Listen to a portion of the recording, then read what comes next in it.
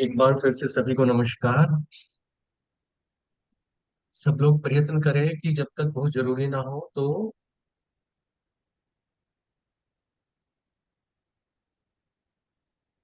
आप लोग अपना माइक बंद रखें।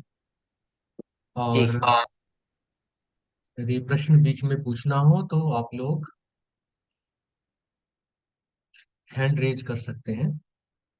प्रयत्न करेंगे कि सेशन के बाद में हम लोग सवाल जवाब का प्रोग्राम करें।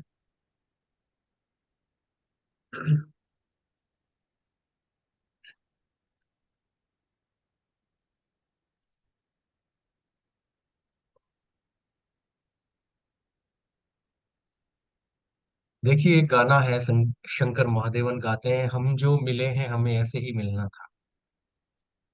तो ये कोई संयोग नहीं है कि हम सब इस सेशन में यहाँ इकट्ठे हुए हैं।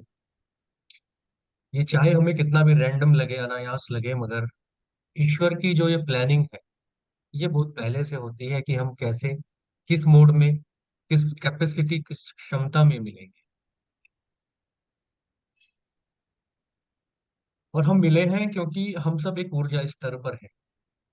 वो कैसा है, अच्छा है, बुरा है, ऊंचा है, नीचा है, ये बात नहीं है। बात ये है कि हमारा ऊर्जा स्तर एक जैसा है, इसलिए हम मिले। तो हर मुलाकात का एक पर्पज होता है, एक कारण होता है, और ये कारण हम सब के दिलों में, हम सब के मनों में जो भी है, मैं ईश्वर से प्रार्थना करता हूँ कि अपना अमूल्य समय, अपना कीमती समय जब आप मुझे दे रहे हैं, तो ये आपके लिए शुभ हो, आप कुछ सीख के जाएं, आप कुछ लेकर जाएं। यही मेरी ईश्वर से प्रार्थना भी है और यही मेरा आप लोगों को आशीर्वाद भी है। इस क्लास की जो बात करें, न्यूमरोलॉजी की अगर बात करें, ये जो यूनिवर्स है जिसमें हम रहते हैं, इसमें आप वो सारी दृश्य वस्तुएं जिन्हें आप आंखों से देख सकते हैं, everything which is visible in the universe, everything which is not visible, everything that exists or can exist, everything that would be exist in the future, भविष्य में भी जो चीजें होंगी, जो हैं, जो हो सकती हैं, जो आप सोच सकते हैं, वो सब कुछ ईश्वर ने नंबर से मिलके बनाए। नंबर कितने हैं? 0 से लेकर 9 तक। इनसे सब कुछ बना है। जैसे आप अपना मकान ईंटों से बनाते हैं ना, जैसे आप अपना मकान ईंटों से बनाते हैं, वैसे ही ईश्वर ने इस यूनिवर्स को नंबर्स से बनाया है। अगर हम सब इस रहस्य को समझ जाएं, जो नंबर्स का रहस्य है, तो जीवन में एक तो जीवन आसान हो जाएगा, सफलता आसान हो जाएगी।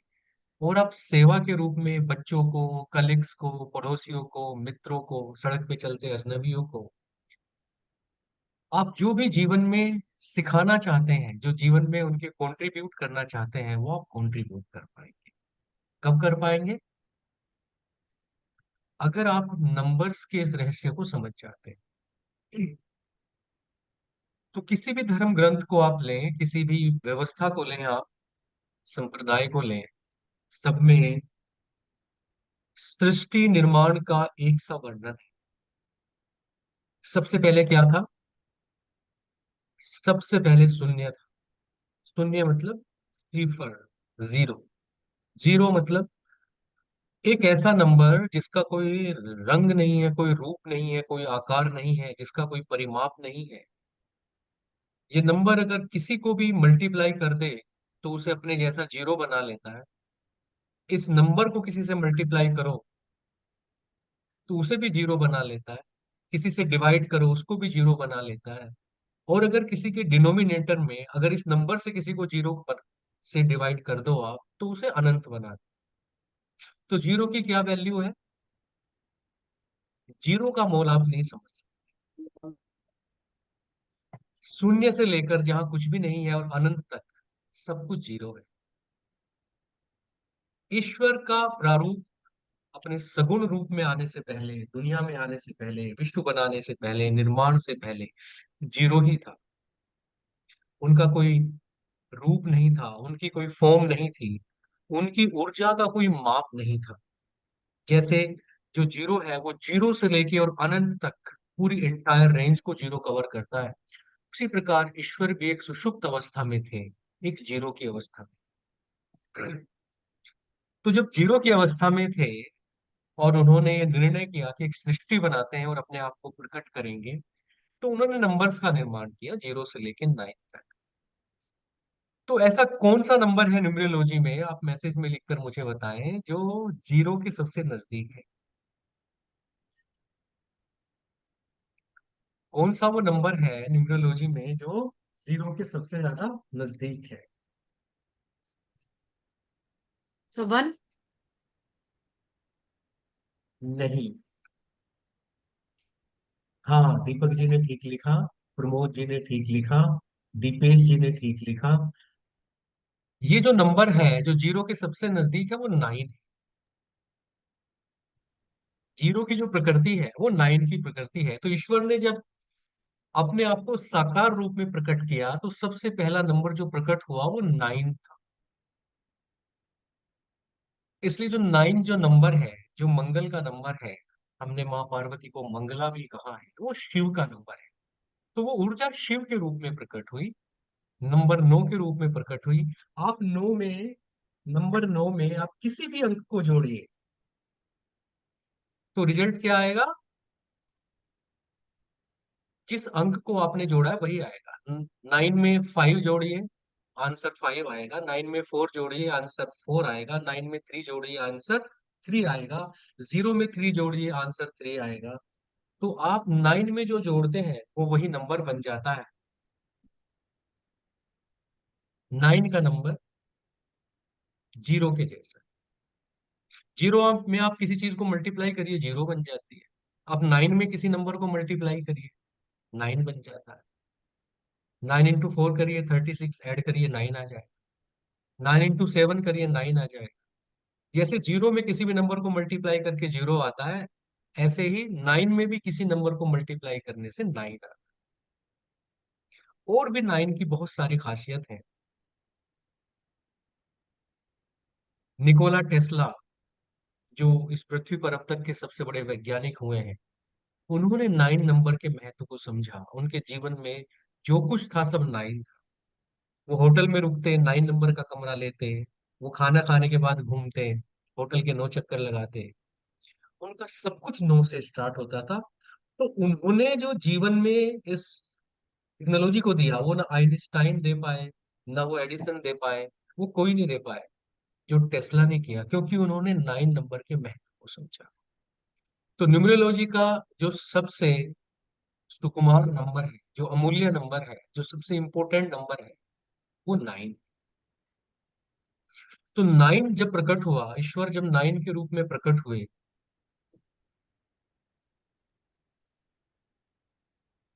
जब नौ के रूप में ईश्वर प्रकट हुए, तो उन्होंने सृष्टि रचने की सोची। मगर वो अकेले सृष्टि नहीं रच सकते, तो उन्होंने अपने दो हिस्से किए, एक सिक्स एक थ्री। नाइन ने अपने दो हिस्से किए, एक सिक्स एक थ्री, और इस तरीके से तीन नंबर अस्तित्व में आए, थ्री, सिक्स एंड नाइन। हमारे शास्त्रों ने इन नंबर्स को ब्रह्मा, विष्णु और शिव कहा है। तीन नंबर से ब्रह्मा, छह नंबर से विष्णु, नौ नंबर से शिवा। और इस प्रकार ट्रिनिटी का जन्म हुआ वैदिक सभ्यता में। जो ये ट्रिनिटी का कंसेप्ट चलता है, तीन गुणों का कंसेप्ट चलता है, ये बड़े कमाल का है। तो कितने नंबर अस्तित्व में आ गए? जी माला जी, नमस्कार। कितने नंबर अस्तित्व में आ गए? तीन नंबर अस्तित्व में आ गए, तीन, छह और नौ। देखिए आप, अगर दो आपके पास नंबर है तो आप उससे समय का निर्माण करते हैं, स्टार्टिंग पॉइंट, एंडिंग पॉइंट। आप डिस्प्लेसमेंट का निर्माण कर सकते हैं। मगर क्योंकि ये जो दुनिया है, जो विश्व है, ये टाइम और स्पेस से बना, और स्पेस के लिए आपको कम से कम तीन नंबर चाहिए। स्पेस के लिए आपको कम से कम तीन नंबर थोड़ी देर बाद डिस्कस करेंगे चौधरी साहब, है ना, थोड़ी देर बाद डिस्कस करेंगे। तो तीन नंबर जो चाहिए हमें स्पेस बनाने के लिए, स्टूल बनाने के लिए, क्योंकि 2 पॉइंट से दीवार बनेगी, मकान बनाना है, तो 3 नंबर चाहिए कम से कम, 4 कोने होंगे तो पूरा कमरा बनेगा। तो ऐसे ही 3 नंबर बनाए ईश्वर ने शुरू में, एक से दो नहीं, तीन बनाए। जब तीन बनाए एक से, तो समय और स्पेस, स्थान, दोनों का निर्माण। और इस प्रकार इन 3 नंबर से त्रिगुण, 3 गुण अस्तित्व में आए, जिन्हें हम बोलते हैं सत, रज और तम। सत किसका गुण है? 3 नंबर का। रज किसका गुण है? 6 नंबर का गुण है। और तम किसका गुण है? 9 नंबर का गुण है। अब जब ये 3 नंबर अस्तित्व में आ गए, तो इन्हें सृष्टि के निर्माण का कार्य करना था। ब्रह्मा अपने एआई वाले लैपटॉप पे बैठ के, कंप्यूटर पे बैठ के, सुपर कंप्यूटर पे बैठ के मॉडल बनाते थे ह्यूमन बीइंग का। विष्णु जी उसमें प्राण डालते थे, गति डालते थे, जीवन डालते थे। और जो शिव था, उनका काम था इसको रिसाइकिल करना, जो बूढ़े हो गए उनको एलिमिनेट करना, और ब्रह्मा जी का फिर से सृष्टि का निर्माण करना। तो सत्य, रज और तम जो 3 गुण आए, उन 3 गुणों से सृष्टि चली। कण कण में आपको दिखाई देगा। आपकी गाड़ी है, आपने इग्निशन लगाया, टंकी फुल है, गाड़ी चलने के लिए तैयार है, ये सत्य तत्व है। आप सुबह सो के उठे हैं, अभी बिस्तर पे लेटे हैं, आपकी आंख खुल गई है, सत्य तत्व है। जबकि कोई व्यक्ति हाथ नहीं उठा पाता, पैर नहीं उठा पाता, चल नहीं पाता, तो हम बोलते हैं इसमें सत्य नहीं है, इसमें सत्य की कमी हो गई। जब आदमी मृत्यु को प्राप्त हो जाता है, तो हम कहते हैं इसका सत्य चला गया। तो सत्य क्या है? सत्य है आपके अंदर जीवन, इससे जीवन की उत्पत्ति हुई है। तो गाड़ी खड़ी है आपकी, आपने स्टार्ट करके खड़ी कर रखी है। जैसे ही आप उसमें गियर डाल के और एक्सीलेटर देके चलना शुरू करते हैं, ये रज तत्व आ गया, क्योंकि रज तत्व गति है। जब सामने कोई आया और आपने ब्रेक लगाए, ये रज, ये आपका तम तत्व है, रोक देना गति। तो आप रुक गए। जब आप यात्रा करके घर में आए और गाड़ी खड़ी कर दी, बंद कर दी, ये तम तत्व है। तो जीवन के हर अंग में आप कहीं भी ले, आप इन 3 तत्वों को पाएंगे। आप सुबह 2 बजे से लेकर सुबह 10 बजे तक का जो समय है, ये 8 घंटे सत का समय है। दिन में 10 बजे से लेके और शाम के 6 बजे तक का जो समय है, ये रज का समय है। और शाम के 6 बजे से लेकर रात के 2 बजे तक का जो समय है, ये तम का समय है। आप देखिए, सुबह सुबह 3 बजे, 4 बजे, 5 बजे, कोई कितना बड़ा पियक्कड़ हो, कितना ही क्लब में जाने वाला हो, कितना ही गलत कार्य करने वाला हो, मगर सुबह सुबह कोई गलत कार्य नहीं करता। सब मंदिर जाते हैं, कोई बोतल खोल के नहीं बैठता, कोई चोरी नहीं करता, कोई गलत कार्य नहीं करता, कोई जुआ नहीं खेलता। हर व्यक्ति आराधना में लगता है, क्योंकि ये प्राकृतिक रूप से सत का समय है। 10 से 6 बजे तक हर व्यक्ति अपने व्यवसाय में, अपनी कमाई में लगता है, क्योंकि ये रज का समय है, ये गति का समय है, ये कमाने का समय है। और शाम को 6 बजे से लेकर रात के 2 बजे तक पशु पक्षी कुछ खाते नहीं है, आराम करते हैं। मनुष्य, क्योंकि उसने अपनी सर्केडियन रिदम खराब कर ली है, वो रात में भी खाता है, मगर रात खाने के लिए नहीं है। तो ईश्वर जो शून्य था, उसने अपने आप को नौ के रूप में प्रकट किया। उन नौ को, 9 से 6, 3, 9, 9 से फिर दो अपने अंग बने, 3 और 6, और इस प्रकार 3 नंबर अस्तित्व में आए। फिर 3 ने अपने आप को फिर से रचा और 1 और 2 में कन्वर्ट किया। तो इस तरह अस्तित्व में आए 1, 2, 3 नंबर। 6 के साथ 2 नंबर अस्तित्व में आए, 4 और 5। 9 के साथ 2 नंबर अस्तित्व में आए, 7 और 8। इस प्रकार से आपके पूरे के पूरे 9 नंबर अस्तित्व में आए। 1 और 2 को 3 कंट्रोल करता है, 4 और 5 को 6 कंट्रोल करता है, 7 और 8 को 9 कंट्रोल करता है। इस प्रकार 1, 2, 3 जो नंबर है, वो सत तत्व के नंबर हैं। चार, पांच और छह जो नंबर हैं वो रजस तत्व के नंबर हैं। सात, आठ और नौ जो नंबर हैं वो आपके तमस तत्व के। तो इस प्रकार आपके जितने भी नंबर थे, एक से लेकर नौ तक, ये अस्तित्व में आ गए। अब मैं स्क्रीन शेयर कर लेता हूं और आगे की क्लास स्टार्ट करते हैं।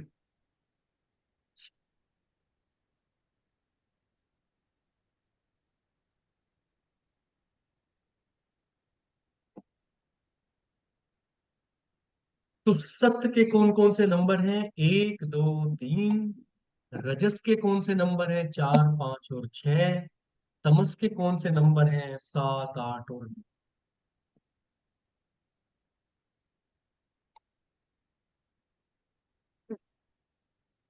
तो एक, दो, तीन जिनके ग्रिड में है वो सात्विक प्रकृति के व्यक्ति होते हैं। चार, पांच और छह जिनके ग्रिड में है वो रजस प्रकृति के व्यक्ति होते हैं। सात, आठ, नौ जो तीनों तत्व जिनके ग्रिड में है वो तमस प्रकृति के व्यक्ति होते हैं। जो तमस प्रकृति का व्यक्ति होगा वो हमेशा प्रसन्न रहेगा, आराम से रहेगा, पैसे के पीछे नहीं भागेगा, आराम को महत्व देगा, जितने में गुजारा हो जाए उतने में रहेगा, स्टेबल रहेगा, ज्यादा सोएगा, ज्यादा खाएगा, जीवन को ज्यादा एंजॉय करेगा। ये तमस तत्व का व्यक्ति। रजस तत्व का व्यक्ति बहुत महत्वाकांक्षी होगा, एम्बिशियस होगा, कार्य में हमेशा लगा रहेगा, बिजनेस करना चाहेगा, पैसे कमाना चाहेगा, बिल्डिंग बनानी चाहेगा, घर बनाना चाहेगा, जमीन जायदाद खरीदना चाहेगा। आपको भी मोटिवेट करेगा कि काम करने से होता है, देखो मैं आराम नहीं करता, काम करता रहता हूँ, तुम भी करो, अमीर बन जाओगे, जीवन में जो करना चाहोगे पा जाओगे। रजस तत्व का घड़ी देख के चल। तमस तत्व का व्यक्ति कभी समय देख कर नहीं चलता। 2 घंटे आराम करे, 3 घंटे गप्पे मारे, उसे फर्क नहीं पड़ता है। 8 घंटे, 9 घंटे सोया रहे। रजस तत्व का व्यक्ति 2 घंटे सो ले बहुत है, जैसे ही घड़ी टाइम पे आएगी तुरंत तुरंत खड़ा हो जाएगा, इंस्पायर करता है कुछ, और खुद भी एक्टिव रहता है। सत्य तत्व का व्यक्ति जीवन के सार को जान, क्या साथ जाएगा, क्या साथ ले जाना है, सेवा में लगा रहे, हमेशा सत्य बोलता है, धार्मिक कार्यों में लगता है। अगर टाटास की तरह बिजनेसमैन भी हो तो उसके अपने अलग ही नियम हो, अलग ही नियम हो। चैरिटी खूब करें, हो सकता है शादी ना करें, सत्य बोलेंगे, सत्य के रास्ते पे चले, नॉन वेज, एग, बाकी जो तेजक चीजें हैं, इन सबसे दूर रहे। तो जिनके ग्रिड में वन, टू, थ्री तीनों नंबर होते हैं उनकी प्रकृति सत होती है। जिनके अंदर चार, पांच जिनके ग्रिड में नंबर हमेशा होते हैं ये राजयोग है। ऐसे लोग बहुत मेहनती और महत्वाकांक्षी होते हैं। और सात, आठ, नौ जिसका कंप्लीट हो जाए ये व्यक्ति जीवन में संतोषी जीव होते हैं, आराम इनको काफी मिलता है और थोड़े से आलसी भी होते हैं। इस प्रकार से आपके ये नौ के नौ नंबर अस्तित्व में आए और आपका बन गया न्यूमरोलॉजी से कंप्लीट। अब इसके बाद क्या था? जीरो से एक ईश्वर आए, ईश्वर से फिर आपके तीन गुण आए, सत, रज और तम। इसके बाद, इन गुणों के बाद, जब मनुष्य की रचना की ब्रह्मा, विष्णु और शिव जी ने मिलके, तो उनसे 5 गुण से बनाया। किससे बनाया? इसको थोड़ा आगे चलते हैं अभी। 5 गुणों से बनाया। 5 गुण कौन से थे? आकाश, वायु, अग्नि, जल एवं पृथ्वी।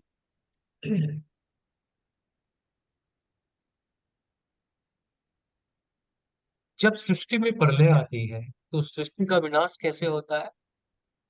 जो भूमि है, जो भूमि है उसको जल निगल जाता है, भूमि जल में डूब जाती है, जल को अग्नि सुखा देती है, अग्नि को हवा उड़ा ले जाती है, हवा को आकाश निगल लेता है, और सब कुछ जो अस्तित्व में था खत्म हो जाता है।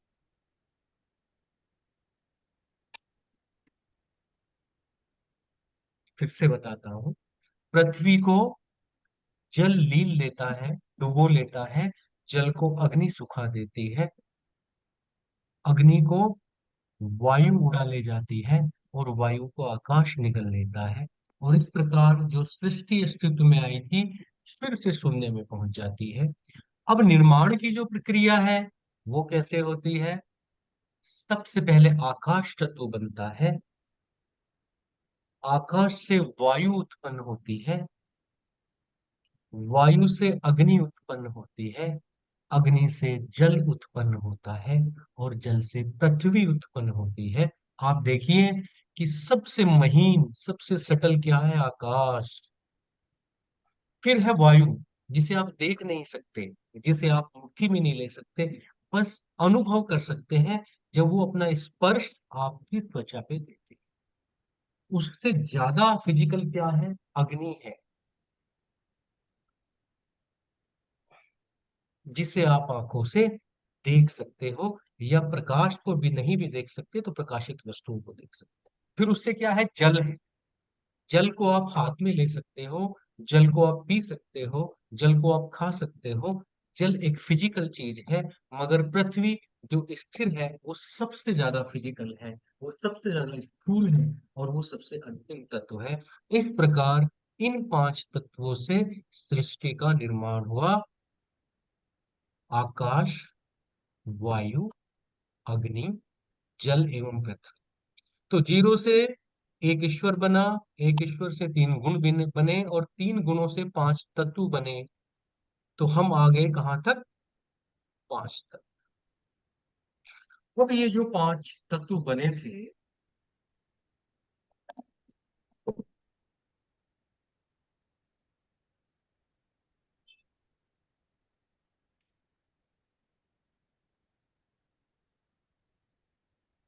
ये जो पांच तत्व बने थे, जैसे बात करें, विजन की बात करें, प्रकाश की बात करें, तेजस की बात करें, अग्नि की बात करें, जो सूर्य से जो अग्नि आ रही है, सूर्य से जो तेजस आ रहा है, अगर आप देखें तो प्रकाश के मूलतः सात रंग होते हैं। तो जो आपके पांच एलिमेंट थे उनसे क्या बने? हर एक के सात एट्रीब्यूट बने। आप कानों से सुनते हैं, शब्द को सुनते हैं, कान से जब शब्द सुनते हैं तो धुन भी सात प्रकार की होती है। नाक से जब आप सूंघते हैं तो सुगंध भी सात प्रकार की होती है, और जीभ से जब आप स्वाद लेते हैं तो स्वाद भी सात प्रकार के होते हैं। तो पांच के बाद प्रकृति ने जो बनाया वो सात बनाया, और इसी प्रकार सात ग्रहों का निर्माण किया। वो कौन कौन से हैं? सूर्य है, चंद्रमा है, बृहस्पति है, बुध है, शुक्र है, शनि है, और मंगल है। तो पांच तत्व बनाए, पांच के बाद सात ग्रह। Moon, sun, moon, Jupiter, Mercury, Venus, Saturn and Mars. जब ये सात ग्रह बनाए तो यही सात प्रकार की एनर्जी प्रकृति के कण कण में काम करने लग गई। वही सात प्रकार की धुनें, वही सात प्रकार के रंग प्रकाश में दिखने लगे। तो प्रकृति में सब कुछ साथ साथ हो गया, सात समंदर, सात द्वीप, सब कुछ साथ। तो यहां से प्रकृति का निर्माण हुआ। अब इन ग्रहों को ऊर्जा देने के लिए दो अलग से छाया ग्रह बनाए गए, जो फिजिकली एग्जिस्ट नहीं करते थे, मगर जो थे। और उन ग्रहों को क्या बोलते हैं? राहु एंड केतु। तो राहु का नंबर क्या हुआ? चार हुआ। केतु का नंबर क्या हुआ? सात हुआ। और इस प्रकार से नौ ग्रह अस्तित्व में आए। एक से सन, दो नंबर से मून, तीन से जुपिटर, चार से राहु, पांच से मरकरी, छह से वीनस, सात से केतु, आठ से सैटर्न, एवं नौ से कौन सा आया? नौ से आया आपका मंगल।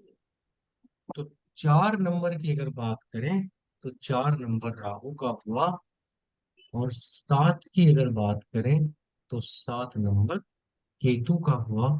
और इस प्रकार जितने भी ग्रह थे सबसे मिलकर आपके क्या बन गए? नौ नंबर कंप्लीट हो गए। नौ नंबर, एक से लेके नाइन तक, जो ये नौ नंबर है, क्योंकि जीरो के बारे में तो आप कुछ नहीं कर सकते। इन नंबर के रहस्य को अगर आपने समझ लिया तो आप जीवन के हर रहस्य को समझ लेंगे। न्यूमरोलॉजी जीवन में क्यों महत्वपूर्ण है? क्योंकि जिसका जो नंबर होता है, प्रकृति की तरफ से उसे क्या कार्य करना है, कैसे जीवन यापन करना है, अपनी ऊर्जाओं का किस प्रकार से पोषण करना है, अपनी ऊर्जाओं का किस प्रकार से प्रयोग करना है। If you know the secret of these nine numbers, you know the mystery of the universe, that as per your number which profession you should select, what would be your lifestyle, why, what would be your energy pattern, how would you live your life, everything will depend on the numbers. तो एक बार तो आपको ये पता चल गया कि किस नंबर से क्या होता है, और दोबारा आपको ये पता चल गया कि मेरे नंबर कौन से हैं, तो जीवन में आप वो सब चीज अचीव कर सकते हो जो अभी तक करना चाहते थे मगर कर नहीं पाए। कैसे कर पाएंगे? जब हम जीवन में इन नो नंबर्स के महत्व को समझें। बड़ी महत्वपूर्ण सलाह है, बहुत महत्वपूर्ण सलाह है। जब न्यूमरोलॉजी को अपने जीवन में आप लोग उतारना चाहते हैं, जब न्यूमरोलॉजी के हिसाब से जीवन जीना चाहते हैं, जब न्यूमरोलॉजी सीखना चाहते हैं, तो इन एट्रीब्यूट्स को जरूर समझना है। आप में से हर कोई पहले इन चीजों को समझेगा, इस स्लाइड को वो ध्यान से समझना है। फिर मैं एक होमवर्क दूंगा, सबके सब ये होमवर्क करके ग्रुप के ऊपर डालेंगे। तो जो ये नंबर्स आप देख रहे हो, एक नंबर से हम क्या देखते हैं, आपने नोट कर ले। मैं जरा पानी ले लेता हूँ।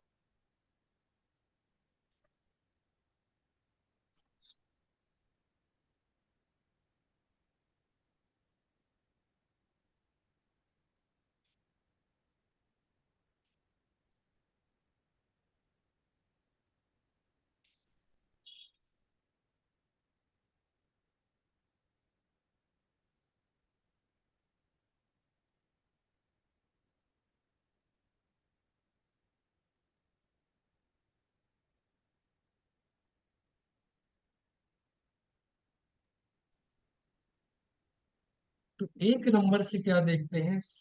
आत्मा देखते हैं। दो नंबर से मन देखते हैं। तीन नंबर से विद्या देखते हैं। चार नंबर से महत्वाकांक्षा देखते हैं। पांच नंबर से संचार, आपस की बातचीत, एक दूसरे को संदेश देना, ये देखते हैं। छह नंबर से प्रेम देखते हैं। सात नंबर से आध्यात्मिकता देखते हैं। आठ नंबर से न्यायप्रियता देखते हैं। और नौ नंबर से शारीरिक शक्ति देखते हैं। इस प्रकार ये जो नंबर्स हैं, ये सारे नंबर्स कुछ एट्रीब्यूट्स जीवन का बताते हैं। ये सारे एट्रीब्यूट आप देखते हैं तो आपको,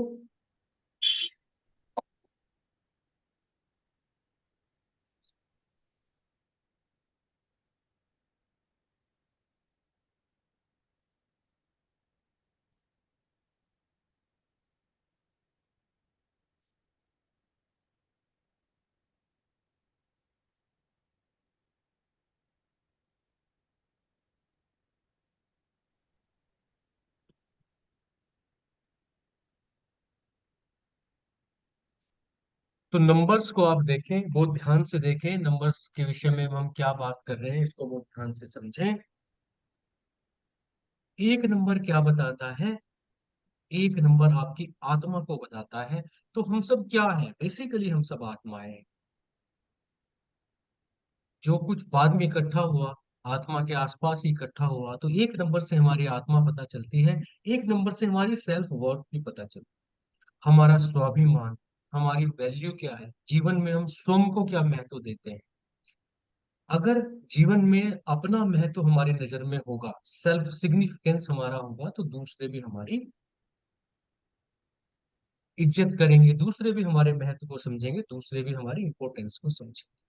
तो एक नंबर जो है, जो आत्मा का नंबर है, वो अपनी सेल्फ वैल्यू का नंबर है, आत्मबोध का नंबर है।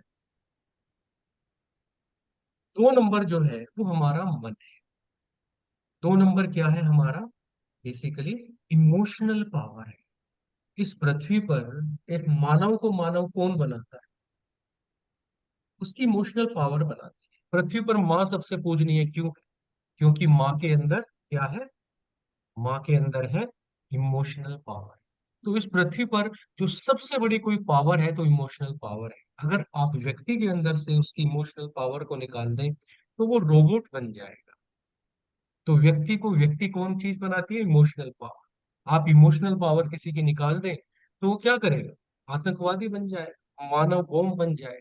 तो व्यक्ति को व्यक्ति कौन बनाता है, उसकी इमोशनल पावर, उसकी भावनाएं बनाती। भावनाओं से बढ़कर कोई चीज नहीं।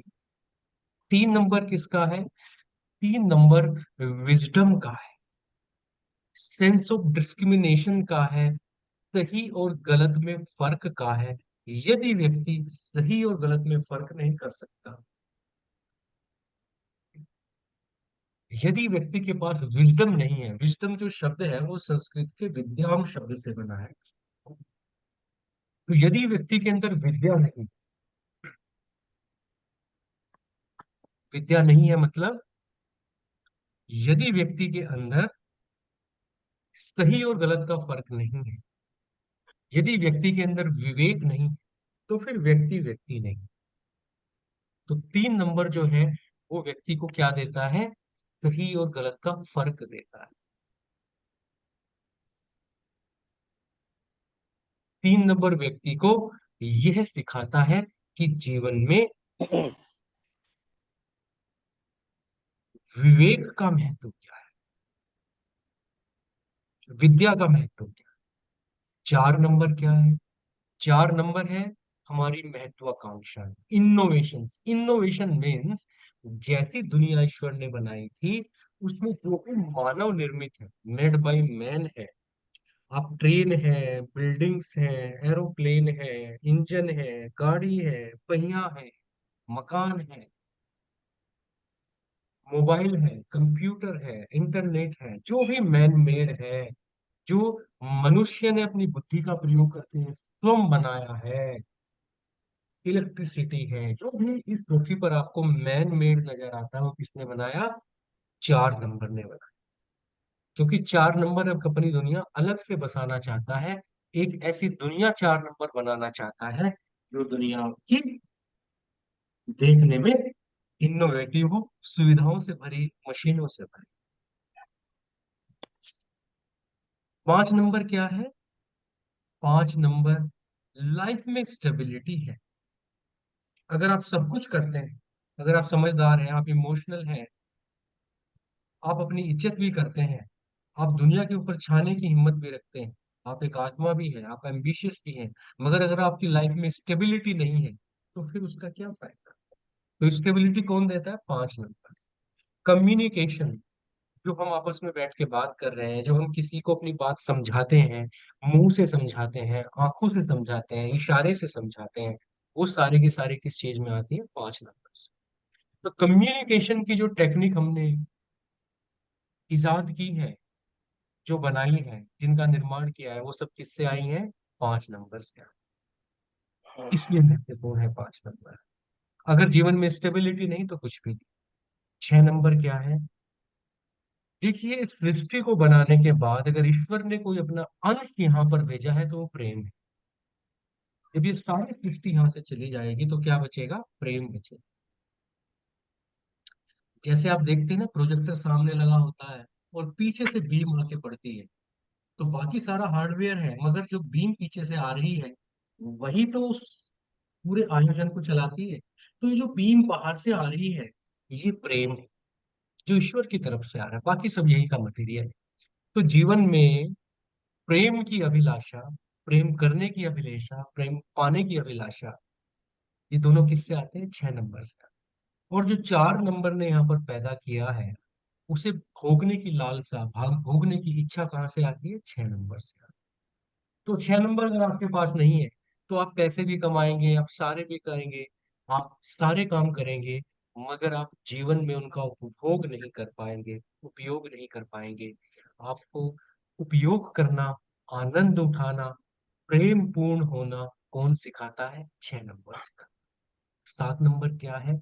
7 नंबर स्पिरिचुअलिटी का नंबर है। 7 नंबर इस चीज का नंबर है जो आपको ये बताता है कि मैं इस प्लेनेट पे क्यों आया,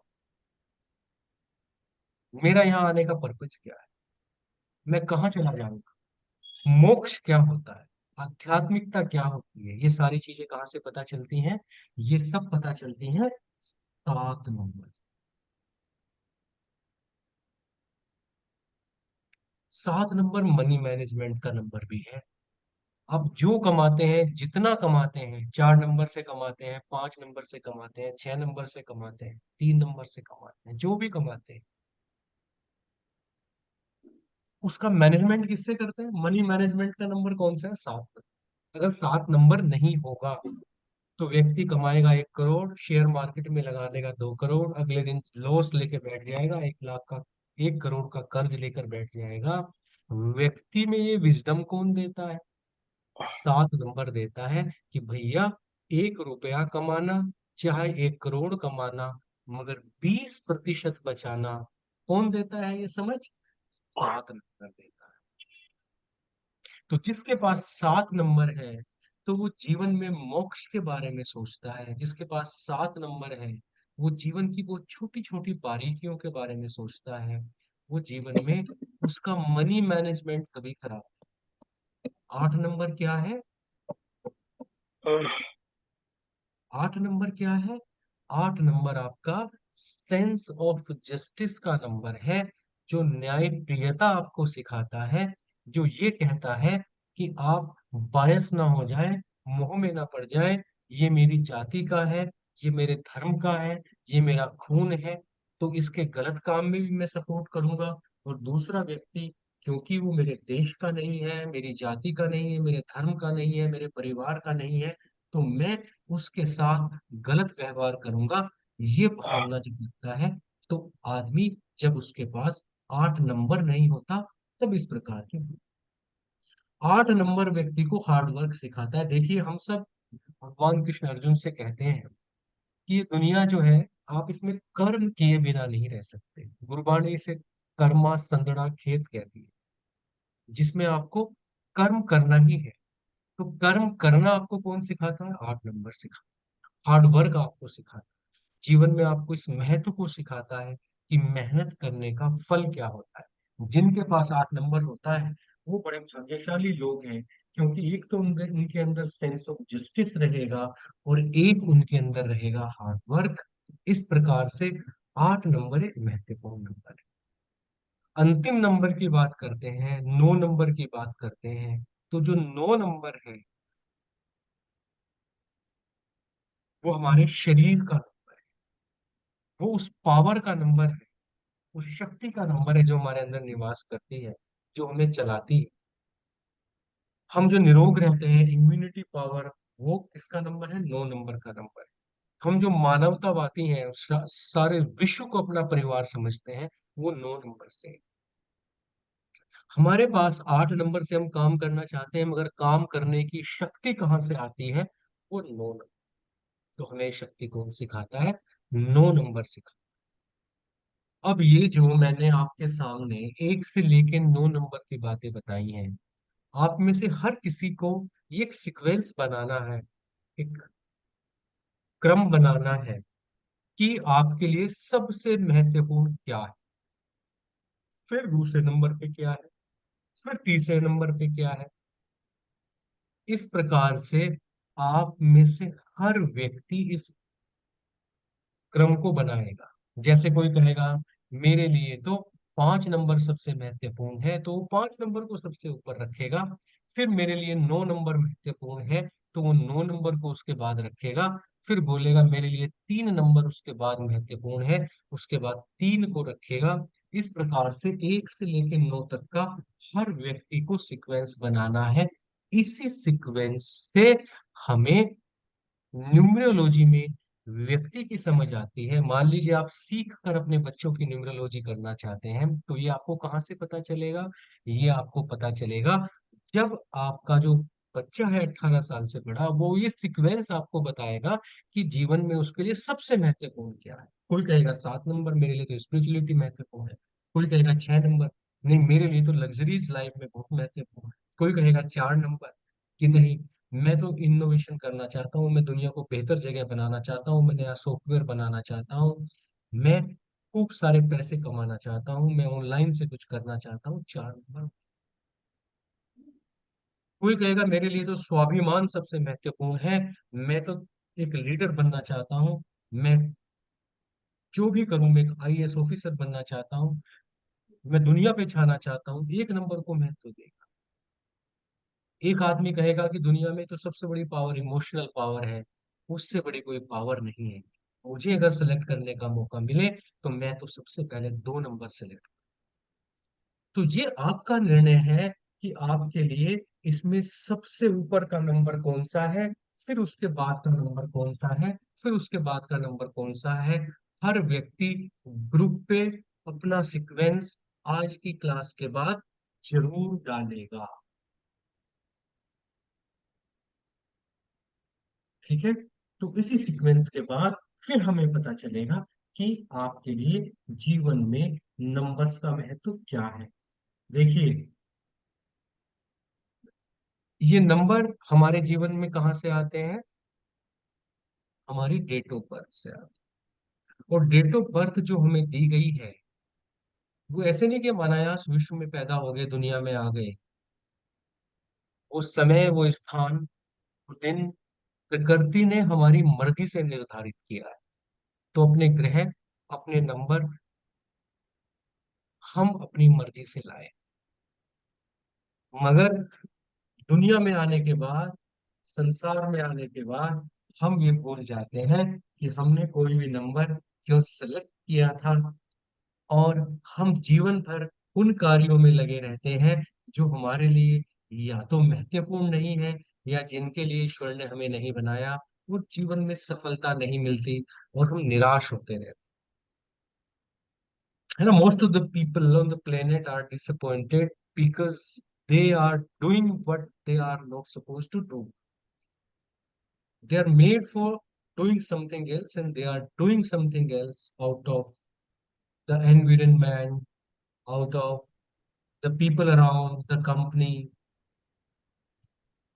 the role model, the relatives, the family member.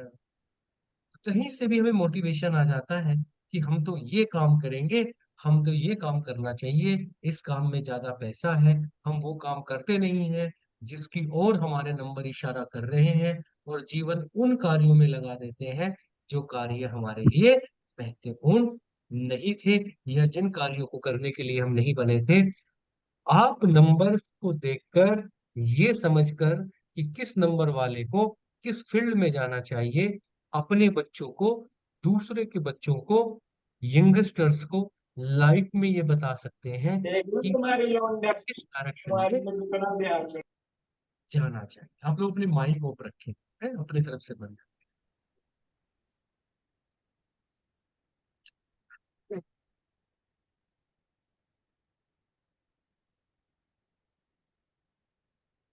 ये स्लाइड ये बताता है कि हमारा जो शरीर है वो 5 तत्वों से मिलकर बना है, और 5 ही शरीरों के अंदर हम रहते हैं, जिसे हम कहते हैं अन्नमय कोश,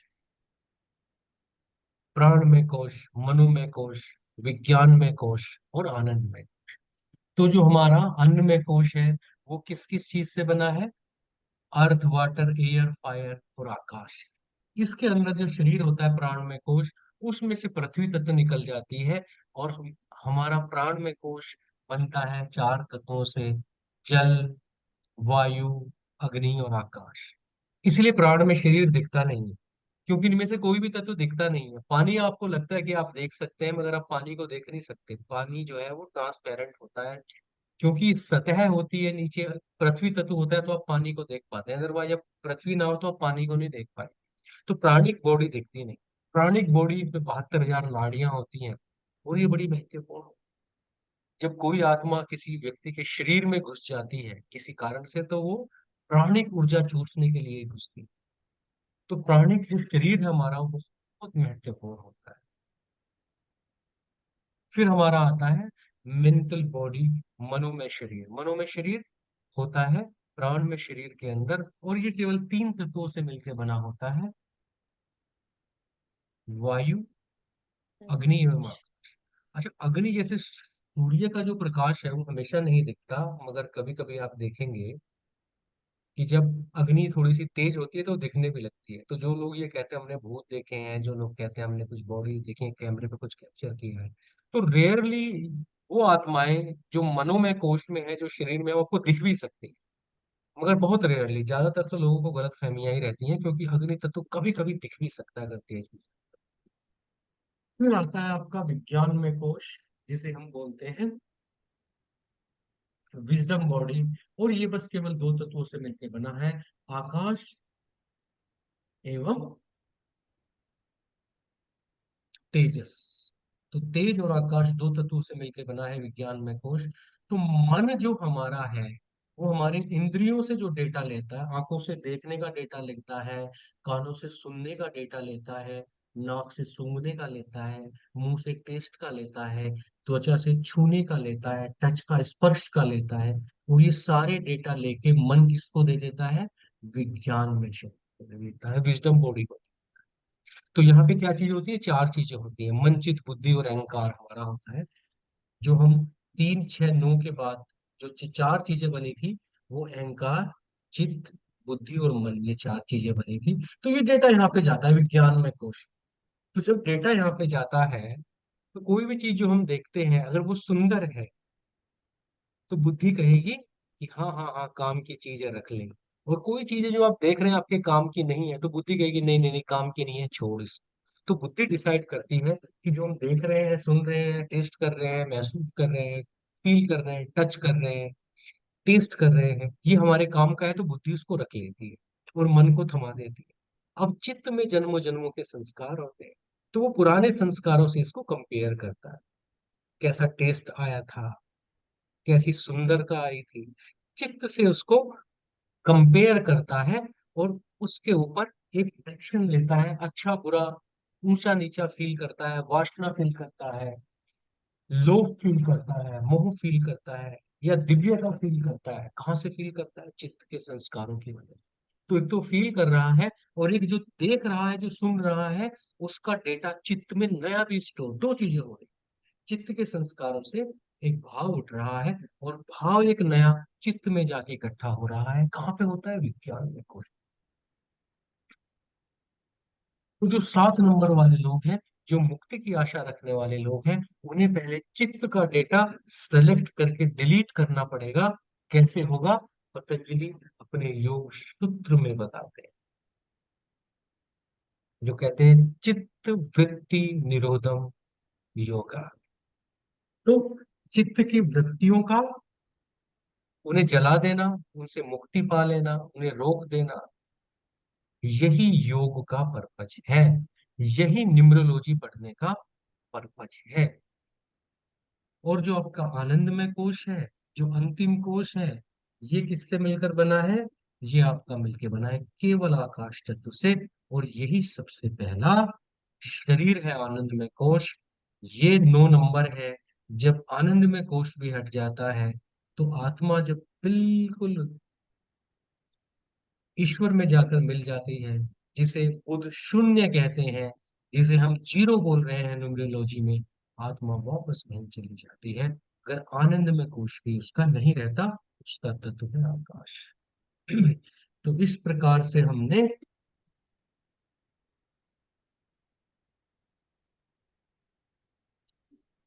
आज की क्लास में आज हमने जीरो से स्टार्ट किया, जो ईश्वर का अप्रकट रूप था। फिर नो के रूप में ईश्वर ने स्वयं को प्रकट किया। फिर नो ने अपने पुनः दो पार्ट किए, 3 और 6, और इस प्रकार ट्रिनिटी से है दुनिया बनी। उस ट्रिनिटी ने 5 तत्वों का ये शरीर, ये पूरी दुनिया, पूरा संपूर्ण ब्रह्मांड बनाया। और उन 5 तत्वों के अंदर जो सेंसरी सिस्टम डाले 5, उनमें से हर किसी के अंदर 7 भावनाएं डाली, 7 प्लेनेट डाले। और उन 2 प्लेनेट्स के साथ राहु और केतु के रूप में 2 बैटरी के टर्मिनल डाले, जो इन सारे प्लेनेट्स को चलाते हैं। और इस प्रकार ये 9 के 9 जो प्लेनेट हैं, उनके एट्रीब्यूट्स जो हमने आपको बनाए, बताए, उसके बेस पर सारी दुनिया, सारा ब्रह्मांड चल रहा है। कल हम कल मतलब अगली क्लास जब करेंगे, तो उस क्लास में आपको बताएंगे कि किस प्रकार से अपनी डेट ऑफ बर्थ से अपना भाग्यांक मूलांक निकालते हैं। उन भाग्यांक और मूलांक का क्या मतलब होता है, नंबर्स के क्या एट्रीब्यूट होते हैं, यहाँ से अगली क्लास को स्टार्ट करेंगे। आज हमने सत, रज और तम की भी बात की कि 3 नंबर के जो अधीन जो तत्व हैं, वो सत के तत्व होते हैं। 6 नंबर के जो अधीन जो तत्व हैं, वो रज के तत्व होते हैं। और 9 नंबर के अधीन जो तत्व है, वो आपके तम के तत्व। ये जो कोर्स आपका चलेगा, जो फ्री न्यूमरोलॉजी बेसिक कोर्स है, इसमें आपको name numerology, mobile phone numerology, सारे कॉम्बिनेशन, सिग्नेचर एनालिसिस, सब कुछ आपको सिखाएंगे। और पूरा का पूरा सिखाएंगे। ऐसा नहीं सिखाएंगे कि ये वाला जो है चीज हम बताएंगे आपको एडवांस कोर्स में और ये बेसिक कोर्स में, ऐसा नहीं है। आपको जो सिखाएंगे पूरा सिखाएंगे। ये सीखने के बाद आप अपना ग्रिड बनाने का कार्य, अपना जीवन में न्यूमरोलॉजी को एंटरटेन करने का कार्य, पूरा का पूरा कार्य कर सकते हैं। 3 क्वेश्चन लेंगे हम केवल, जिसको सवाल पूछना है हाथ उठाएगा। एक बार में 2 व्यक्ति नहीं बोलेंगे, कोई भी एक व्यक्ति है जिसको कुछ पूछना है, वो हैंड रेज करे, फिर हम उसको अनम्यूट करेंगे। जी माहिरा जी बताएं। सर मुझे ये पूछना है, आपने 7 में बोला एक तो स्टेबिलिटी स्पिरिचुअलिटी। 7 को हमने हमेशा यही सुना है कि स्पिरिचुअलिटी से रिलेटेड नंबर है, पर इसमें मनी मैनेजमेंट आ गया है। अभी तक मनी मैनेजमेंट सुना था नंबर 5 से, नहीं फाइनेंस नहीं मनी नहीं मैनेजमेंट। नहीं नहीं, पता नहीं, नंबर 5 मनी मैनेजमेंट नहीं करता है।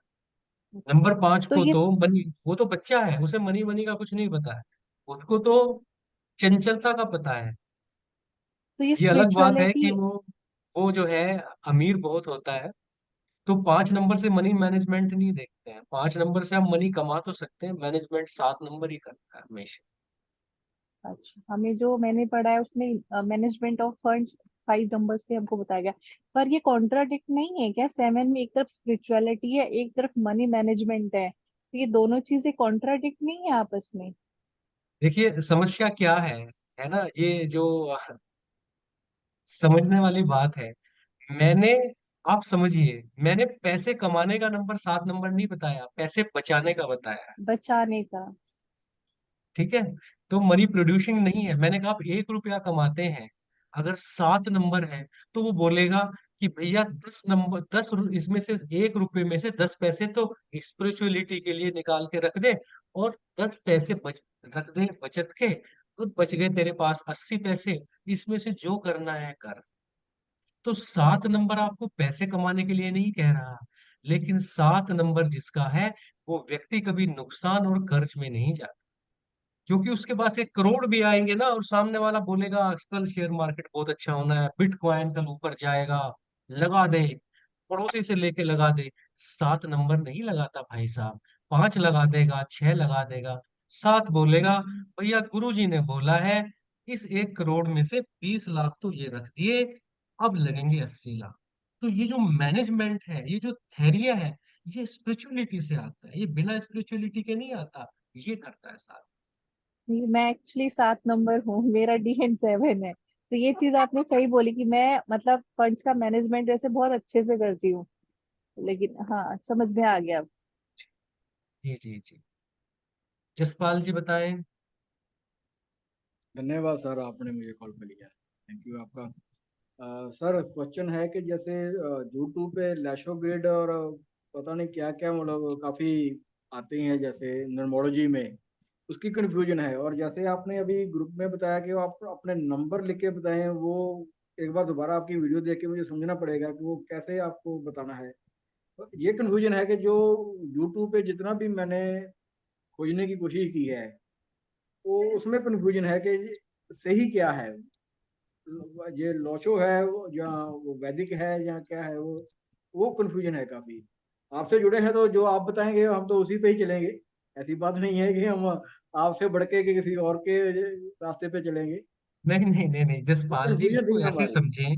ये ना, ये मेरा आपका या किसी का रास्ता नहीं है। जी पहली बात। दूसरी बात है कि इनमें से कोई भी गलत नहीं है। ये जी सबके सब सही है।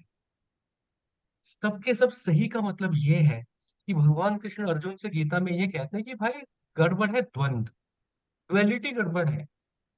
जब निर्णय का अभाव रहता है, जब आप दो चीजें सीख जाते हैं ना, आप पाइथागोरियन सीख गए और कैल्डियन सीख गए, तो आप जिंदगी में नेम न्यूमरोलॉजी नहीं कर सकते। एक से ठीक आएगा, एक से गलत आएगा। आप वैदिक ग्रिड भी सीख गए और आप लोसो ग्रिड भी सीख गए, तो जिंदगी में एक से ज्यादा दो नाव में सवार होने का जो एक भाव है ना, जो एक आदत है, एक इच्छा है, अभिलाषा है, वही सारी मुसीबतों की जड़ है।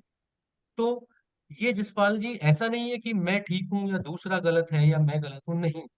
आप ना किसी एक को फॉलो करिए। आप जिस एक को फॉलो करेंगे, वो जो बिल्कुल मेरी अपोजिट बात कह रहा है, आप सारी चीजें ठीक से कर लेंगे, आप पार हो जाएंगे। मगर फिर गर्दन मेरी तरफ मत घुमाना, क्योंकि अगर थोड़ा मेरा सुन लिया, थोड़ा यूट्यूब का सुन लिया और दिमाग की दही बना ली, तो जिंदगी में कुछ नहीं कर पाएंगे। तो ये सही गलत का लेकिन सवाल नहीं है, ये लेकिन आप श्रद्धा का लेकिन सवाल है। जिस दिन श्रद्धा आ गई, किसी को हाथ करके बोल दिया कि जा ये नंबर ले ले, ईश्वर उसी में बरकत कर देगा। तो ये तपस्या का काम है, ये अपने आप को साधने का काम है, ये जरूरत से ज्यादा जानने का काम नहीं है। तो आप कहते हैं लोशो ग्रिड कमाल का काम करता है, आप कहते हैं वैदिक ग्रिड कमाल का काम करता है, आप एक ही कागज पे किसी आदमी के दोनों बनाइए, सत्यानाश हो गया उसी पर।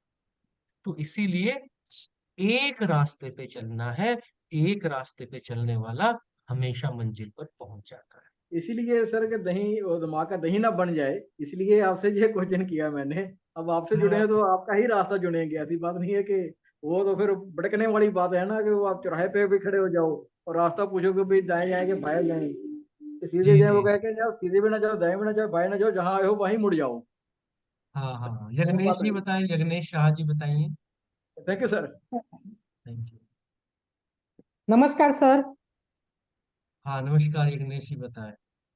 सर आपने बोला कि 4 5 6 रजस और 7 8 9 तमस होता है, लेकिन राहु होता है ना 4, तो वो तमस नहीं होता है क्या? राहु से बड़ा रजस कौन सा है? महत्वाकांक्षाएं तो राहु ही पैदा करता है, भ्रम राहु पैदा करता है, गति राहु पैदा करता है। राहु तो सबसे बड़ा रजस है। नहीं, हाँ तमस होना चाहिए ना राहु, और केतु रजस होना चाहिए ना। क्यों केतु क्यों रजस होगा? केतु तो आपको मोक्ष की तरफ ले जाता है, रजत तो आपको मोक्ष पे हाँ, जाने तो के वो लिए थोड़ी तमस किया। कैसे हुआ? वो तमस तमस कैसे इसलिए हुआ? वो तमस इसलिए है क्योंकि केतु के पास, पहली बात तो यह है कि उसके पास आंखें नहीं होती, ऊपर का हिस्सा नहीं होता, तो वो तेज हम्म। गति से नहीं चल पाता। क्या अंधा आदमी तेज चल पाएगा? हम्म। दूसरे जो अंधा आदमी हमेशा तमस का पार्ट होता है, धीरे धीरे चलेगा, गति नहीं कर सकता, दिखता उसको नहीं है। दूसरे, अगर आप केतु की गहराई में जाएंगे, मंगल को कुजवत कहा है ना? तो जो हाँ, केतु होता मंगल है और शनि तो बेसिकली, समझ गए हैं। हाँ वो तो मैं है बता रहा ही हूँ, तमस। सुनिए हम्म। सुनिए, बोलिए कम सुनिए ज्यादा, तभी समझ पाएंगे। तो जो आपका केतु होता है, वो नुकीली चीज, जैसे सांप धरती के अंदर जाता है, धरती के अंदर रहता है, जो भी चीजें जमीन के अंदर जाती हैं, नुकीली चीजें, खंबा जैसे होता है, झंडा जैसे होता है, वो सारी चीजें जो नुकीली हैं और जमीन के अंदर जाती हैं, उन्हीं को केतु बोलते हैं। तो केतु जो है वो पूरी तरीके से एक तमस चीज है। हाँ, उसमें अग्नि तत्व का गुण होता है, मंगल में भी अग्नि तत्व का गुण होता है। तो कई बार हमें यहाँ से लगता है कि अग्नि तत्व के गुण हैं तो इन्हें रजस में जाना चाहिए, मगर रजस देखिए, जल तत्व है, शुक्र वहां से आता है, पृथ्वी तत्व है आपका मरकरी, वहां से आता है, और वायु तत्व है राहु, वहां से आता है। Hmm. Okay, thank you sir. अच्छा, बाकी जो लोगों ने हैंड रेज किए हैं ये तो मेरे अपने पुराने स्टूडेंट हैं, इनसे तो मैं कभी भी बात कर लूंगा। अरविंद जी बताएं, अरविंद जी। नमस्कार सर। अरविंद जी बताएं, नमस्कार। सर मेरा क्वेश्चन ये है कि जैसे आप ये चैलेंजिंग करवा रहे हैं। हेलो, आवाज आ रही हाँ है जी, सर? हाँ जी, हाँ जी, हाँ जी, हाँ जी। तो सर इसके अंदर जो अपना नंबर्स के एट्रीब्यूट्स होते हैं उसके अकॉर्डिंग, जैसे आपने बताया रजस तमस और क्या कहते हैं अपना ये हाँ, सर, कोई बात नहीं, आगे बढ़िए। जो जो तो इनके अकॉर्डिंग अगर किसी को काम चूज करना तो इनके जिनका अगर किसी के पास रजस के नंबर्स हैं और किसी के पास तमस के नंबर हैं, तो उसके अकॉर्डिंग अपना जॉब प्रोफाइल वो करना चूज करना चाहिए या फिर वैसे ही नंबरों के दूसरे तरीके से भी कर सकते हैं? ये जो आपका सवाल है, जब 5वीं क्लास हो जाएगी, पूरा कोर्स हो जाएगा, तब का सवाल है। जी जी अभी तो इंट्रोडक्शन चल रहा है, अभी कुछ ना सेलेक्ट करें ना डिसेलेक्ट करें, नहीं तो कंफ्यूजन हो। जी। सर एक एक चीज और पूछनी थी आपसे। जी, जैसे जी, जी, आप जी। एस्ट्रोलॉजी भी आपने की हुई है, तो एस्ट्रोलॉजी भी सिखाते हैं सर आप? नहीं, नहीं, मुझे मुझे एस्ट्रोलॉजी नहीं है। नहीं आती? Okay sir, thank you sir. Okay. Astrology तो जो लोग 25 साल करते हैं उनको भी नहीं आती। अच्छा। एस्ट्रोलॉजी आना बहुत मुश्किल है। एस्ट्रोलॉजी एक ओशन है, एक सागर है। आप उसमें कभी भी विश्वास के साथ कुछ नहीं कह सकते। आप 4 लोगों के पास जाएंगे, चारों लोग अलग ही बातें बताएंगे, और चारों की सच भी हो जाती है। तो एस्ट्रोलॉजी बहुत बड़ा ओशन है। जी न्यूमरोलॉजी बड़ी सही चीज है, सबको आ जाती है, सिंपल है। जी एस्ट्रोलॉजी हर व्यक्ति नहीं सीख सकता, न्यूमरोलॉजी जी सब सीख सकते हैं। जी जी जी, ठीक। जी, ठीक है, थैंक यू सर। ठीक है। और दीपेश जी भी मेरे पुराने एसोसिएट हैं, सारी वीडियो उन्होंने देखी हैं। संतोष जी भी सवाल पूछते रहते हैं एलिमेंट वाले कोर्स में, हैं। हाँ, हाँ, माला जी, बिल्कुल रिकॉर्डिंग मिलेगी, अगर ये हो रही होगी, मैंने करी तो थी सर एक छोटा सा रिकॉर्डिंग। क्वेश्चन है, छोटा सा अच्छा, मेरा। संतोष जी बताइए, संतोष जी के बड़े प्रश्न रहते हैं जी। सर बात ऐसी है कि आपने 7 नंबर का जो ये किया है ना, मतलब दिखाया हुआ है, और मेरा जो सिचुएशन है वो एकदम कॉन्ट्रडिक्टरी है। कोई जैसे बात सेवन नहीं है, नंबर आप हाँ अभी 7 नंबर ही नहीं है, पूरा ग्रिड आपका बनाएंगे तो आपको पता चलेगा कि ग्रेड 7 नंबर। ग्रेड में भी सर, ग्रेड में भी मैंने देखा है, लोशो ग्रेड में 3 टाइम्स 7 आता है सर, एक ही इसमें। अरे, आप आगे की बात क्यों करते हैं? आपने तो बहुत कुछ दुनिया देखी है, अभी हमने कहाँ दिखाया आपको ग्रिड? आप 5वीं क्लास का सवाल क्यों पूछ रहे हैं भाई? आपको जितना बताया उतना सवाल करिए। Okay okay sir, okay, next please, हाँ, नेक्स्ट। इससे कंफ्यूजन होता है, यही तो समस्या है, ज्ञान समस्या है। अभी आज तक का सवाल पूछिए जितना आज बताया है। हाँ सर, बाकी कुछ नहीं, बस वही। हाँ, हाँ, कोई बात। एक प्रश्न और लेंगे। चलिए, दीपेश जी आपसे बात करते हैं। दीपेश जी तो भैया हमारी सारी वीडियो देख चुके हैं, उन्हें गिनती भी पता है। जी, दीपेश जी बताएं। Very good evening sir. हर हर महादेव। हर हर महादेव साहब। सर मेरे को ये पूछना था, जैसे आपने कहा ना ये सात्विक जीरो से भगवान ने सारी सृष्टि को क्रिएटर करा, जैसे गॉड को भी कहते हैं जनरेटर, ओरिजिनेटर एंड डिस्ट्रॉयर। वही आप शायद बता रहे थे, सात्विक, राजसिक और तामसिक, जी, जी, जी। If I am not wrong. तो सर हाँ, हाँ, इसमें हाँ। जैसे आप बता रहे थे ना कि सात्विक ऐप जैसे 3 नंबर है, तो 1 और 2 नंबर जो है वो 3 में आते हैं, 4 5 जो है उनका कंट्रोलर 6 है, और 7 और 8 का कंट्रोलर 9 है। और यही ट्रिनिटी है जो टेस्ला ने दी थी, जो बाद में उसे मार दिया या वट एवर जो भी करा, राइट? क्योंकि बिल्कुल। सच तो यूनिवर्स में ना सुनना किसी को, किसी भी युग में, जी, जी, बहुत ही बढ़िया बेसिकली। बात। ये आप भी जानते हैं, मैं भी जानता हूँ कि सच कोई नहीं बिल्कुल सुनना चाहता किसी युग में भी। नहीं सुन मैनुपुलेशन सकता। सबको चाहिए, हाँ, हाँ, मैनुपुलेशन सबको चाहिए, हाँ। Manipulation always success. वही वाली बात है। तो मेरा क्वेश्चन ये था, कम टू द पॉइंट, कि सर जैसे किसी का सात्विक का एक एक नंबर नहीं है, मिसिंग है, और किसी का हाँ राजसिक के एक नंबर या दो नंबर मिसिंग है, हाँ तामसिक के पूरे हैं। हाँ। इस केस में वो अपने को किस में कंसीडर करेगा भाई? या तो देखिए, हम्म मैं बताता हूँ आपको कि हम में से कोई भी व्यक्ति पूरी तरीके से ना तो कफ पित्त वात का व्यक्ति होता है, ना कि एक एलिमेंट का होता है। अगर तीनों में से कोई भी एक तत्व अगर चला जाए तो बाकी दो तत्व अपने आप चले जाते हैं। हम में से हर किसी के अंदर तीनों तत्व होते हैं। अब जैसे किसी के अंदर 1 2 3 है, तीनों है, तो हम बोलते हैं सात्विकता 100% हो गई। जैसे रजस का केवल एक गुण है तो हम कहेंगे रजस गुण 33% रह गया। जैसे हम ओके कहेंगे कि ओके। इसमें तमस के दो गुण है तो तमस में 66% रह गया।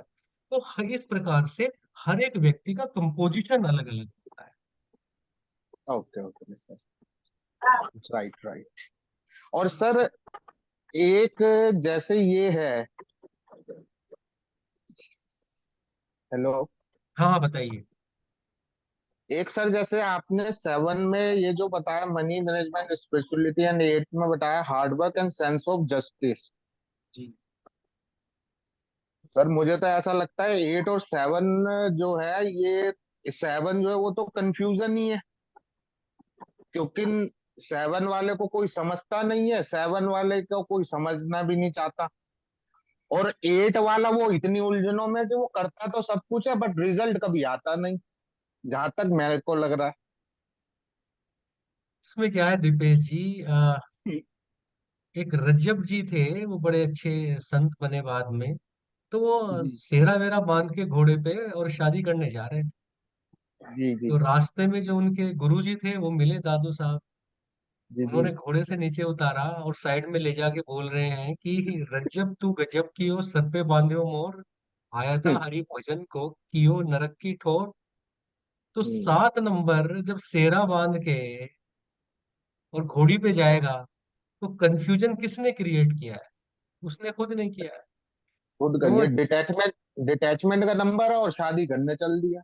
अरे शादी करने में भी दिक्कत नहीं है, शादी करके भी डिटैच्ड रह सकते हो। भगवान कृष्ण यही सिखाते हैं कि हाँ डिटैच्ड जो परफॉर्मेंस है वो आप ग्रुप का पार्ट होके भी डिटैच हो सकते हो, है ना। जी जब लड़के को लड़की से प्रेम हो जाता है तो वो मम्मी की बात पे भी मुस्कुराता है, पापा की बात पे भी हाँ करता है, पर ध्यान कहाँ लगा है उसका। तो डिटैच परफॉर्मेंस कहीं से भी आ सकती है। 7 नंबर व्यक्ति 7 नंबर तभी लेकर आता है जब जन्मों जन्मों तक उसने सृष्टि को भोगा है। वो राजा व्यक्ति है, उसने पैसे को, ऐश्वर्य को इस हद तक भोगा है कि अब वो जेब में आते टाइम ईश्वर से 7 नंबर रख के लाया है। बोला बहुत भोग लिया, जानवरों की जैसी जिंदगी कब तक जीऊंगा, सब कुछ तो कर लिया, अब कुछ और करना चाहता हूं। पर यहाँ आके लालच में फंस के, लोगों को देख के, लंबी कारें देख के, बड़ा घर देख के, उसको भी अंदर से लगता है कि मेरे पास भी होना चाहिए। उस कार्य के लिए आया नहीं था, कार्य वही कर रहा है। तो फिर वो कंफ्यूजन क्रिएट होता है, वो कंफ्यूजन नहीं हमारा सर, क्रिएट किया। यस या कंटिन्यूसली। जी जी नहीं, जी। ये बात से तो मैं आपसे एग्री हूँ कम्प्लीटली। 7 नंबर वाला ये तो मैं खुद भी, मतलब हैज पर अभी तक जितना मैं समझा हूँ ओवरऑल यूट्यूब से लास्ट 6 मंथ में, कि 7 नंबर, क्योंकि 7 नंबर का मैं खुद हूँ, तो मैं ये जानता हूँ 7 नंबर वाला जो है ना, उसे जीवन में सिर्फ दो ही चीज चाहिए कि उसकी बात को सुन ले कोई, और रिस्पेक्ट। वो पैसे के पीछे भागता ही नहीं, उसे दुनियादारी से कोई मतलब ही नहीं है। हाँ, बिल्कुल ठीक कह रहे हैं आप। गलत है सर? यही दो बिल्कुल चीज सही। है या नहीं है? बिल्कुल बिल्कुल बिल्कुल। उससे कोई प्यार से आके कह दे, वो अपनी जान भी दे देगा, और ये एक बार जताएगा भी नहीं कि क्या हो गया, दिक्कत, ले ले भैया हाँ, कोई बात नहीं, तू खुश है ले ले चल, कोई बात नहीं। बिल्कुल सही, बिल्कुल सही। और ये सिर्फ 7 नंबर वाला ही कर सकता है। और 8 वाला जो है वो हार्डवर्क इतनी कर रहा है, वो उसे ये नहीं पता उसे करना किस चीज का है। हाँ, जब 8 नंबर अगर रिपीटेड भी हो जाए या 8 नंबर की एनर्जी थोड़ी बढ़ जाए तो व्यक्ति वर्कोलिक भी हो जाता है। हाँ, वो वो पागल कमाना हो जाता है, कमाना कहीं ध्यान ही कमाना, नहीं है, दिन हाँ। रात बस कर रहा है, बस लगा पड़ा है लेबर की तरह, ये भी कर ठीक है, लूं तो वो भी कर लूं। ये दीपेश जी तीसरी क्लास की बात कर रहे हो अभी आप। तो ठीक है सर, तीसरी, मैं स्टॉप कर ठीक, देता हूँ, सॉरी। ठीक है फिर, है ना। अगली क्लास में ओके सर। मैंने शेड्यूल डाला होगा, मिलते हैं फिर अगली क्लास में। कोई भी प्रश्न होगा मैं रिकॉर्डिंग भी डाल दूंगा ग्रुप पे, तो ग्रुप पे हम लोग अपना बात कर लेंगे। ठीक है। Thank you very much sir, ठीक है gratitude. Sir. Thanks Thank for you, giving your valuable time. Have a thank great day you sir. Thank you thank you नमस्ते सर sir. नमस्ते